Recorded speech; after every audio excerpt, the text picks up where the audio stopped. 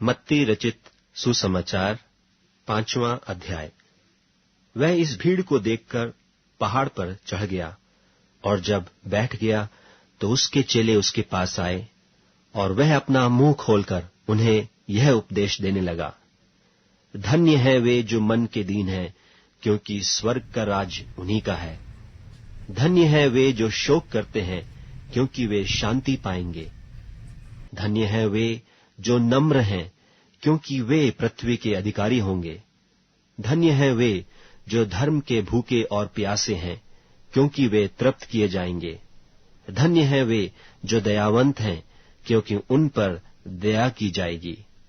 धन्य है वे जिनके मन शुद्ध हैं, क्योंकि वे परमेश्वर को देखेंगे। धन्य है वे जो मेल करवाने वाले हैं, क्योंकि वे परमेश्वर के पुत्र कहलाएंगे। धन्य है वे जो धर्म के कारण सताए जाते हैं, क्योंकि स्वर्ग का राज्य उन्हीं का है।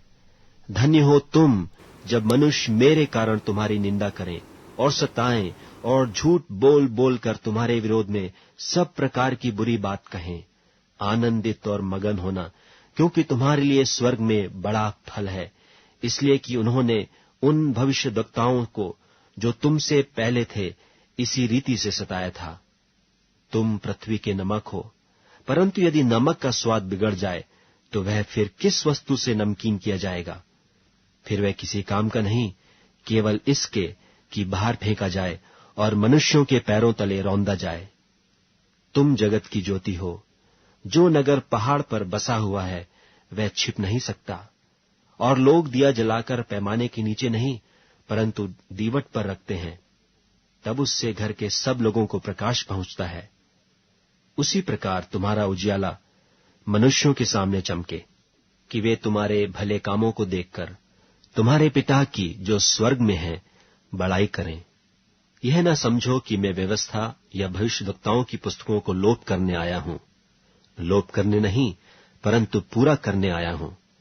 क्योंकि मैं तुमसे सच कहता हूं कि जब तक आकाश और पृथ्वी टल न जाएं, तब तक व्यवस्था से एक मात्रा या एक बिंदु भी बिना पूरा हुए नहीं टलेगा।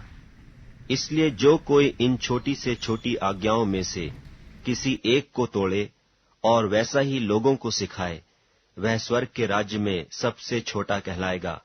परंतु जो कोई उनका पालन करेगा और उन्हें सिखाएगा, वही स्वर्ग के राज्य में महान कहलाएगा। क्योंकि मैं तुमसे कहता हूं कि यदि तुम्हारी धार्मिकता शास्त्रियों और फरीसियों की धार्मिकता से बढ़कर न हो, तो तुम स्वर्ग के राज्य में कभी प्रवेश करने न पाओगे। तुम सुन चुके हो कि पूर्व काल के लोगों से कहा गया था कि हत्या न करना, और जो कोई हत्या करेगा वह कचहरी में दंड के योग्य होगा। परंतु मैं तुमसे यह कहता हूं कि जो कोई अपने भाई पर क्रोध करेगा वह कचहरी में दंड के योग्य होगा। और जो कोई अपने भाई को निकम्मा कहेगा वह महासभा में दंड के योग्य होगा। और जो कोई कहे अरे मूर्ख, वह नरक की आग के दंड के योग्य होगा। इसीलिए यदि तू अपनी भेंट वेदी पर लाए और वहां तू स्मरण करे कि मेरे भाई के मन में मेरी ओर से कुछ विरोध है, तो अपनी भेंट वहीं वेदी के सामने छोड़ दे और जाकर पहले अपने भाई से मेल मिलाप कर, तब आकर अपनी भेंट चढ़ा। जब तक तू अपने मुद्दई के साथ मार्ग ही में है, उससे झटपट मेल मिलाप कर ले। कहीं ऐसा ना हो कि मुद्दई तुझे हाकिम को सौंपे और हाकिम तुझे सिपाही को सौंप दे और तू बंदी गृह में डाल दिया जाए। मैं तुझसे सच कहता हूं कि जब तक तू कौड़ी कौड़ी भर न दे, तब तक वहां से छूटने न पाएगा। तुम सुन चुके हो कि कहा गया था कि व्यभिचार न करना, परंतु मैं तुमसे यह कहता हूं कि जो कोई किसी स्त्री पर कुदृष्टि डाले, वह अपने मन में उससे व्यभिचार कर चुका। यदि तेरी दाहिनी आंख तुझे ठोकर खिलाए, तो उसे निकालकर अपने पास से फेंक दे, क्योंकि तेरे लिए यही भला है कि तेरे अंगों में से एक नाश हो जाए और तेरा सारा शरीर नरक में न डाला जाए।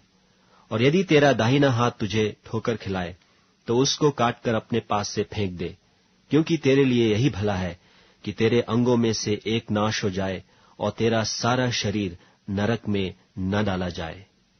यह भी कहा गया था कि जो कोई अपनी पत्नी को त्याग दे तो उसे त्याग पत्र दे, परंतु मैं तुमसे यह कहता हूं कि जो कोई अपनी पत्नी को व्यभिचार के सिवा किसी और कारण से छोड़ दे तो वह उससे व्यभिचार करवाता है, और जो कोई उस त्यागी हुई से ब्याह करे वह व्यभिचार करता है। फिर तुम सुन चुके हो कि पूर्व काल के लोगों से कहा गया था कि झूठी शपथ न खाना, परंतु प्रभु के लिए अपनी शपथ को पूरी करना। परंतु मैं तुमसे यह कहता हूं कि कभी शपथ न खाना, ना तो स्वर्ग की, क्योंकि वह परमेश्वर का सिंहासन है, न धरती की, क्योंकि वह उसके पांवों की चौकी है, न यरूशलेम की, क्योंकि वह महाराजा का नगर है। अपने सिर की भी शपथ न खाना, क्योंकि तू एक बाल को भी न उजला न काला कर सकता है, परंतु तुम्हारी बात हां की हां या नहीं की नहीं हो, क्योंकि जो कुछ इससे अधिक होता है वह बुराई से होता है। तुम सुन चुके हो कि कहा गया था कि आंख के बदले आंख और दांत के बदले दांत, परंतु मैं तुमसे यह कहता हूं कि बुरे का सामना न करना, परंतु जो कोई तेरे दाहिने गाल पर थप्पड़ मारे उसकी ओर दूसरा भी फेर दे। और यदि कोई तुझ पर नालिश करके तेरा कुर्ता लेना चाहे तो उससे दोहर भी ले लेने दे। और जो कोई तुझे कोस भर बेगार में ले जाए तो उसके साथ 2 कोस चला जा। जो कोई तुझसे मांगे उसे दे, और जो तुझसे उधार लेना चाहे उससे मुंह न मोड़। तुम सुन चुके हो कि कहा गया था कि अपने पड़ोसी से प्रेम रखना और अपने बैरी से बैर, परंतु मैं तुमसे यह कहता हूं कि अपने बैरियों से प्रेम रखो और अपने सताने वालों के लिए प्रार्थना करो, जिससे तुम अपने स्वर्गीय पिता की संतान ठहरोगे, क्योंकि वह भलों और बुरों दोनों पर अपना सूर्य उदय करता है और धर्मियों और अधर्मियों दोनों पर मेंह बरसाता है। क्योंकि यदि तुम अपने प्रेम रखने वालों ही से प्रेम रखो तो तुम्हारे लिए क्या फल होगा? क्या महसूल लेने वाले भी ऐसा ही नहीं करते? और यदि तुम केवल अपने भाइयों ही को नमस्कार करो तो कौन सा बड़ा काम करते हो? क्या अन्य जाति भी ऐसा नहीं करते? इसलिए चाहिए कि तुम सिद्ध बनो जैसा तुम्हारा स्वर्गीय पिता सिद्ध है।